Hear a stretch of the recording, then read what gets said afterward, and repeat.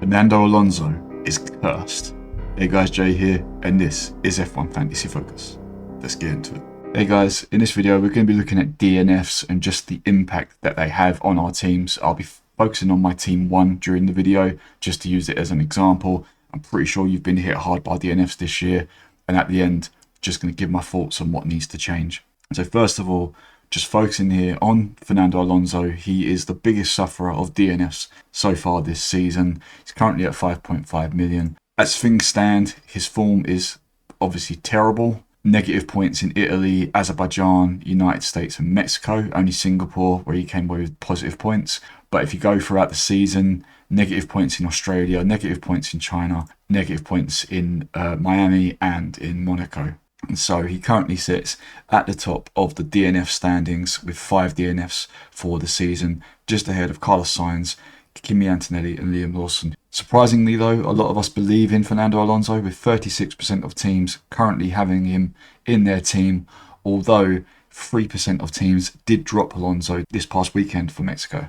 And so I've been going through the average scores for DNFs and disqualifications and not classified for the season. And the big ones were Australia. We had 6 DNFs in Australia. HAAS didn't even get to the starting line during the formation lap, so that hit a lot of people hard straight out the bat. We then had China, where if you had Ferrari like I did, they were disqualified, same as Gasly. Alonso coming away with DNF. We then had Miami, which was a big hitter, 7 DNFs that weekend. Antonelli DNFing in Imola, his home Grand Prix, and then again in Spain with Stroll and Albon. Verstappen, only DNF for the season was in Austria. Then the British Grand Prix, 5 DNFs. Ferraris, both DNFing in the Netherlands, in Zandvoort. And more recently, we had 6 DNFs in Kota, followed by another 3, including Alonso and Hulkenberg, this past weekend in the Mexican Grand Prix. In fact, the only Grand Prix weekend this season to have no DNFs, whether it be a sprint or qualifying or Grand Prix, was the Japanese Grand Prix all the way back at the start of the season. There have been 118 negative events so far this season, so DNFs and disqualifications, compared to 116 for the whole of last season. A rise of 1.7%, and we've still got 4 rounds to go. Brazil, Vegas, Qatar and Abu Dhabi. Now last season there were some hitters, but there was only what I'm calling the big 3, and that was Monaco with the HAAS and Perez. We then had the torrential rain in Brazil, so that hit a lot of people, and then the heat in Qatar, which makes last season look like a walk in the park compared to this season. So I've had a look at my team 1 to see where I've lost points through the negative events this season, and you can see them all here. I've been hit in 11 Grand Prix weekends, and I've done the math, and I've lost 370 points through DNFs and disqualifications this season. When you add that to the current score tally, it means that I could possibly be in the top 500 to top 1k in the global rankings. But it's not just DNFs and disqualifications. Obviously, assets do pick up negative points through positions lost, that kind of thing. And surprisingly, the biggest hitters for my team 1 this season are Isaac Hadjar, Oscar Piastri, McLaren, and Ferrari.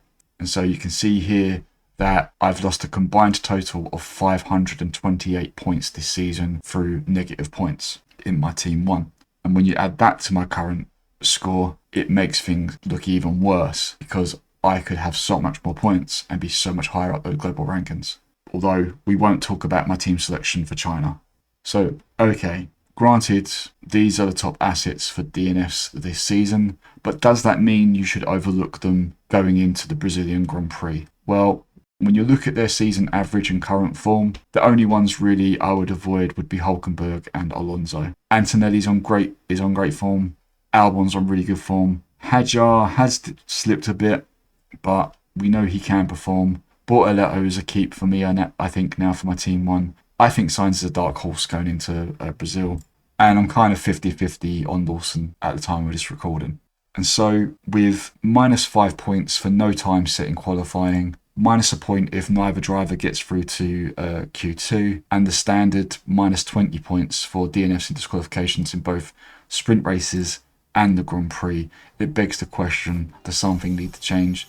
And the answer is yes, it does. If there's a 20-point penalty for a DNF or disqualification in the Grand Prix, then why isn't the sprint half or a third of that amount? And regardless, with the way the DNFs have been this year, the amount of points lost, 20 points, is just too high. Personally, I think for the race it should be down to 10 points, and I think for the sprint it should be 3 to 5 points. I don't think there should be minus a point for neither driver getting through to Q2, and I don't think there should be any points, or maybe a negative point for no time set. But that's just my personal opinion. So yes, I do think next season DNF points needs to change, because it is definitely affected a lot of teams this year. Anyway guys, that's it from me.